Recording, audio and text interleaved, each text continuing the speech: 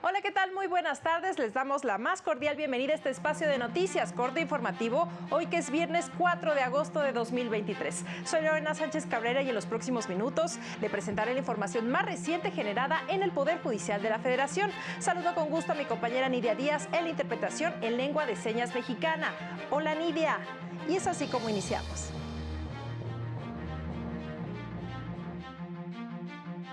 La ministra presidenta Norma Lucía Piña aseguró que la justicia debe servir para combatir la desigualdad y discriminación. Es inconstitucional negar la pensión por orfandad a mayores de 25 años que se dedicaron a trabajos de cuidado, estableció la segunda sala. Las penas privativas de la libertad en el sistema de justicia para adolescentes solo aplican en el caso de delitos graves. Vamos directo con la información porque en el Boletín Mensual de Resoluciones del Pleno de la Suprema Corte se destaca que durante el mes de julio el Pleno resolvió 33 recursos entre acciones de inconstitucionalidad, controversias y contradicciones de criterios. Entre estos asuntos de trascendencia social destaca la sentencia que declaró inválida la segunda parte del paquete de reformas político-electorales 2022-2023. Por mayoría de 9 votos, el Pleno invalidó las reformas a las leyes generales de instituciones y procedimientos electorales, de partidos políticos, orgánica del Poder Judicial de la Federación y que expedía una nueva ley general de medios de impugnación. Lo anterior porque se cometieron violaciones graves al proceso legislativo. El Pleno también invalidó el decreto por el que se expidió la Ley para la Transparencia, Prevención y Combate de Prácticas Indebidas en materia de contratación de publicidad, al considerar que se cometieron violaciones al proceso legislativo, entre ellas al principio de deliberación informada y democrática, así como a los derechos que asisten a las minorías parlamentarias. Y en el boletín electrónico La Judicatura Hoy se reproduce un mensaje de la ministra presidenta Norma Lucía Piña Hernández, en el que destaca que la justicia debe ser imparcial y más cercana a la sociedad, para lo cual es fundamental la filosofía. En la actividad jurisdiccional, dijo, la filosofía permitirá tener una actividad más respetable y cercana a lo que uno entiende por humanidad. Manifestó que si bien los jueces deben ser imparciales, no deben caer en la neutralidad, pues no pueden ser ajenos a las problemáticas sociales o a las desgracias que aquejan a las personas, pues no deben convalidar por ningún motivo situaciones profundamente desiguales. Recordó que el derecho constituye una realidad dinámica y una práctica social compleja, que no solo se concibe para prevenir y resolver conflictos, sino esencialmente como un medio para obtener fines sociales, como instrumento de corrección, justicia y legitimación. Indicó que está convencida que las personas juzgadoras deben salvaguardar las precondiciones de la democracia constitucional para proteger los derechos humanos y tener una perspectiva social en el combate a la desigualdad y a la discriminación. Por su parte, la segunda sala de la Corte estableció que es inconstitucional el artículo 38, fracción primera de la Ley del Instituto de Seguridad para las Fuerzas Armadas Mexicanas. Ello porque violenta el derecho a la seguridad social y el principio de no discriminación al prohibir de manera absoluta el acceso a la pensión por orfandad a las personas mayores de 25 años que desempeñaron el rol de cuidadores de sus progenitores. Explicó que la norma ignora y no permite analizar la situación que viven personas que asumen roles de cuidado, especialmente mujeres, lo que les impide construir un proyecto de vida y contar con recursos propios para su subsistencia. Por ello, ante una solicitud, el límite de edad no debe ser obstáculo para negar en automático la pensión por orfandad, pues en este caso se debe pedir que se aporten pruebas para acreditar la labor de cuidados que desarrollaron en favor del trabajador, la falta de un proyecto de vida y laboral, la dependencia económica y ausencia de recursos económicos, pues negar la posibilidad de probar los hechos violaría el derecho de audiencia. Y en otra información, en los diálogos sobre ética judicial, el doctor Josep Aguiló Regla, de la Universidad de Alicante, España, analizó la importancia y las implicaciones del hecho de que una autoridad política sea legítima e independiente, así como la trascendencia que tiene en materia de justicia.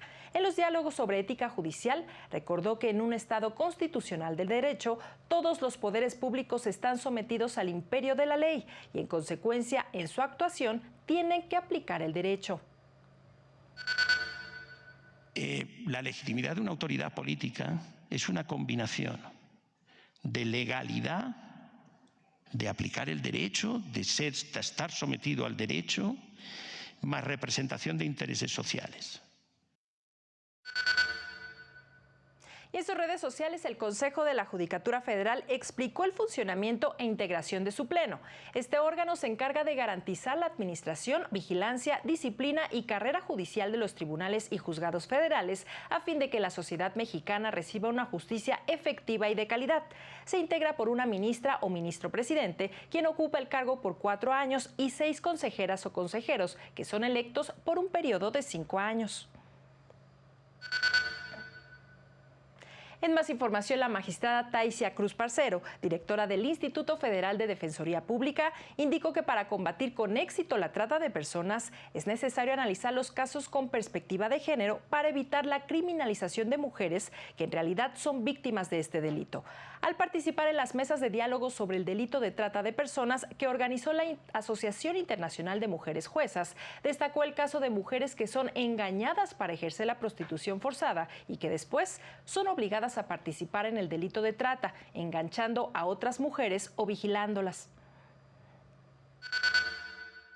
En estos casos cobra vigencia justamente el artículo 37 de la Ley de Trata que ya mencionábamos, en donde el propio legislador contempló que no debe criminalizarse, no debe reprocharse el delito a la víctima que lo comete bajo la amenaza o dominio del tratante. Y esto, insisto, es una distinción que no siempre se realiza, y hoy en día tenemos mujeres siendo procesadas o con sentencia definitiva por delito de trata cuando ellas mismas o estaban todavía siendo víctimas o habían sido víctimas de este tipo de conductas.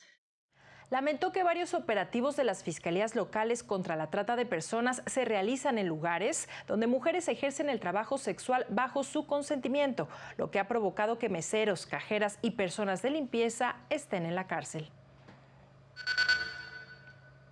El primer tribunal colegiado en materia penal del primer circuito determinó que en materia de justicia para adolescentes es improcedente la medida de internamiento en el caso del delito de lesiones cometidas cuando se registra una riña, pues no está contemplado en el catálogo de delitos que prevé dicha medida cautelar, establecido en el artículo 164 de la Ley Nacional del Sistema Integral de Justicia para Adolescentes, pues de aplicarse se violaría el artículo 145 de la mencionada ley, que solo prevé las sanciones privativas de libertad como medida extrema y por el tiempo más breve que proceda. Además, se vulneraría el principio de exacta aplicación de la ley. Explicó que en el sistema de justicia para adolescentes, las medidas restrictivas de la libertad se rigen por el principio de mínima intervención. De ahí que solo procede respecto de las conductas más graves como el homicidio doloso, previsto de manera expresa en la legislación en la materia. Son 2 de la tarde con 9 minutos, momento de hacer una pausa, pero regresamos con más información. Estamos en Corte Informativo.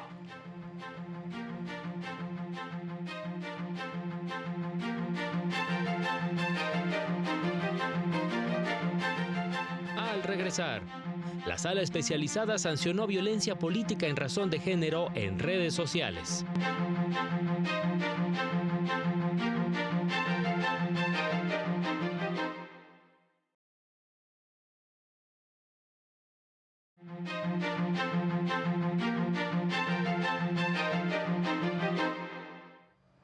Ya estamos de regreso. Gracias por continuar con nosotros. Durante un foro organizado por el Tribunal Electoral sobre derechos político-electorales de las mujeres privadas de la libertad, los participantes demandaron eliminar prejuicios y estereotipos para que las personas juzgadoras y defensoras analicen los derechos de estas mujeres con un enfoque de perspectiva de género. Recordaron que ya existen sentencias del Tribunal Electoral que tutelan el voto de las personas privadas de la libertad, criterios que han permitido que este derecho se haga realidad, lo que resulta trascendente, pues de cara a los comicios presidenciales de 2024 permitiría que dicha población en ciertos casos pueda ejercer su derecho al voto.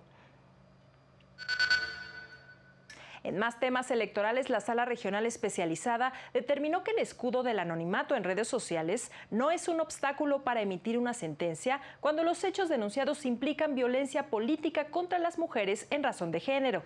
Lo anterior, al acreditar que el usuario titular de la página de Facebook, James Buchanan u Oscar Martínez, incurrió en este delito por publicaciones de índole sexual en contra de una candidata. Y si bien no se conoce la identidad de quien realizó dichas expresiones, pidió la colaboración de la empresa Meta, dueña de Facebook, para emitir medidas cautelares.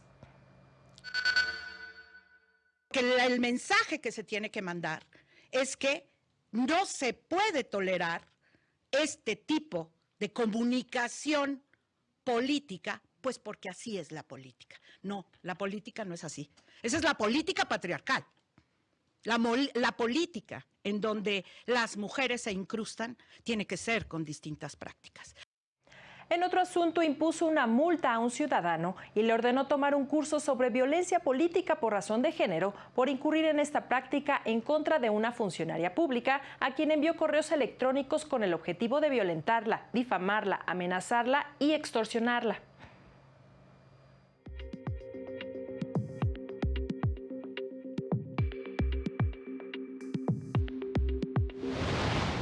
En septiembre próximo, el Poder Judicial de Querétaro abrirá un nuevo juzgado en materia familiar ubicado en Ciudad Judicial que se encargará de manera exclusiva de conceder medidas de protección urgente.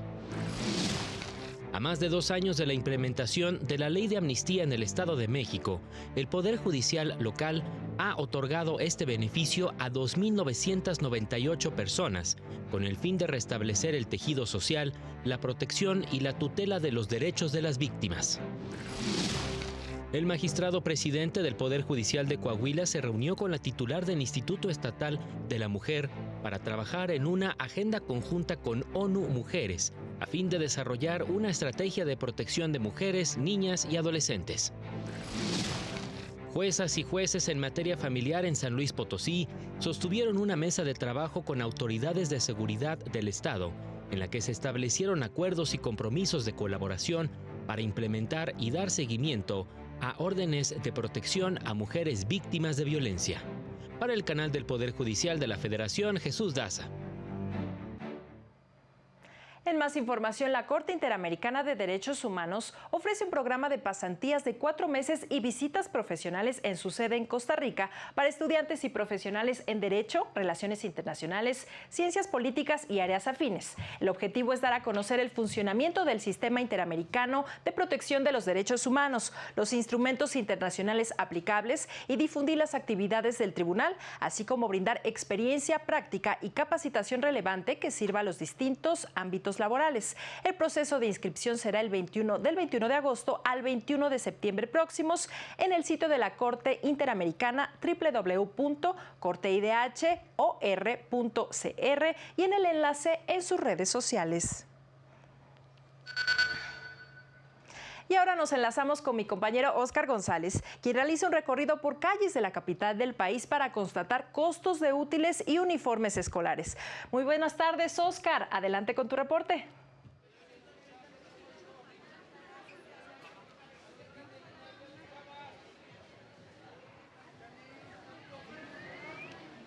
Así es, Lorena, muchas gracias. En el corazón del centro histórico, bien lo señalas, particularmente aquí, transmitiendo completamente en vivo y en directo desde la calle de Mesones, y se puede ver y se puede escuchar lo que es el comercio relativo a la venta o compraventa de útiles escolares, en donde, bueno, pues hemos platicado con varios vendedores y nos han dicho pues que las ventas no se han recuperado, no obstante que también los está perjudicando el tema de la inflación, pero les dijimos o les preguntábamos qué pasó después de la pandemia y dicen que las ventas aún siguen bajas hasta en 50%. Por una parte te digo, los vendedores, esto es lo que dijeron, vamos a ver. ¿Tienen una idea de cuánto se están gastando los papás en las listas? Pues es que depende porque hay cuadernos de precios, hay cuadernos baratos y hay cuadernos caros. Yo vendo cuaderno caro, no vendo cuaderno casi económico. Están bajas aún. ¿Qué tan bajas para usted? Pues un 50%. ¿Y las mochilas van de precios desde qué a qué? Desde 100 pesos hasta 200 pesos. Económicas, ¿no? Dentro de todo. Económicas. Muy De muy buena calidad, eso sí.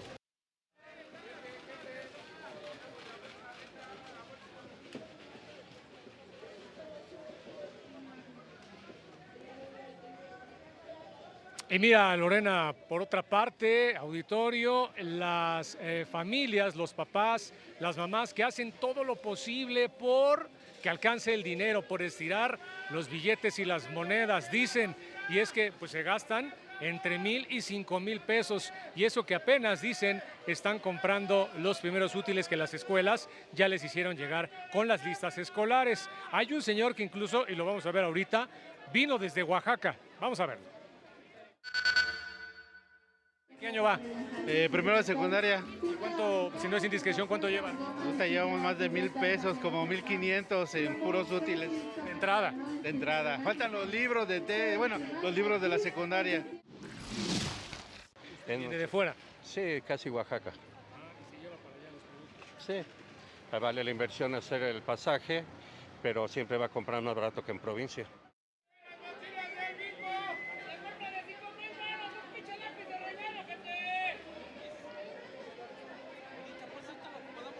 Hasta ahorita lo que es esta calle de Mesones, pues como te digo, llena, está dentro de todo tranquilo, no está lloviendo, que es lo importante, y la gente pues hace la invitación a que venga la gente a adquirir los productos, tanto pues en las calles como en las tiendas establecidas, y bueno, pues algunos que vienen incluso pues familias completas, los papás, las mamás y los niños. Por ahora, el reporte que tenemos. Muchas gracias, Oscar, como siempre, por tu reporte con información importante para todas las madres y padres de familia. Todavía es buen tiempo, semanas antes del regreso de clases, para que tomen previsiones, comparen precios y hagan la mejor compra.